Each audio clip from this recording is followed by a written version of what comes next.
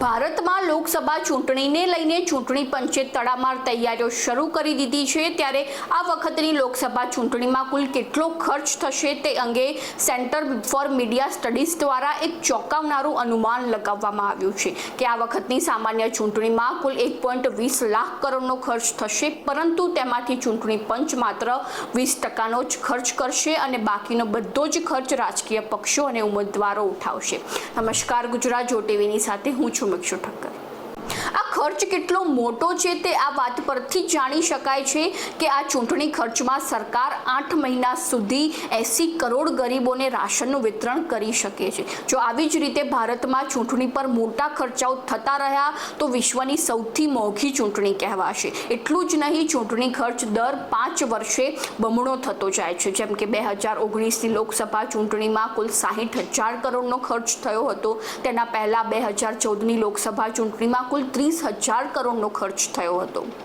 અને એડીઆરના અહેવાલથી જાણવા મળ્યું છે કે 2014ની લોકસભા ચૂંટણીમાં દેશના તમામ રાજકીય પક્ષોને 6,405 કરોડનું ભંડોળ મળ્યું હતું અને તેમાંથી તેમણે 2,591 કરોડનો ખર્ચ કર્યો હતો।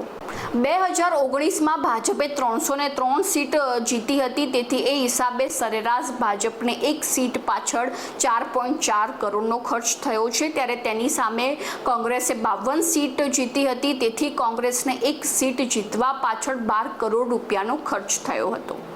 તમને જણાવી દઈએ કે ચૂંટણી પંચે આ લોકસભા ચૂંટણીમાં દરેક ઉમેદવાર માટે 95 લાખની મર્યાદા નક્કી કરી છે, એટલે કે દરેક ઉમેદવાર પોતાના ચૂંટણી પ્રચાર પ્રસાર દરમિયાન 95 લાખથી વધુ ખર્ચ નહીં કરી શકે, પરંતુ રાજકીય પક્ષો માટે આવી કોઈ મર્યાદા નક્કી કરવામાં આવી નથી। તેથી આ જ કારણે ભારતમાં યોજાનારી લોકસભા ચૂંટણી હવે વિશ્વની સૌથી મોંઘી ચૂંટણી બનીને રહેશે। આપણી માટે એ જાણવું જરૂરી છે કે રાજકીય પક્ષો ચૂંટણી દરમિયાન મુખ્ય 3 બાબતો ઉપર સૌથી વધુ ખર્ચ કરે છે। પહેલું ઉમેદવારો ઉપર, બીજું પ્રવાસ પર અને ત્રીજું પ્રચાર પ્રસાર પર।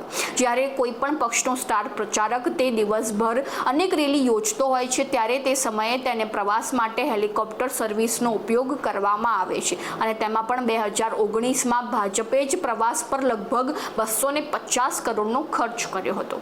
તો આવી જ અવનવી માહિતીને જાણવા માટે ફોલો કરો જો ટીવી મિક્ષુ ઠક્કર।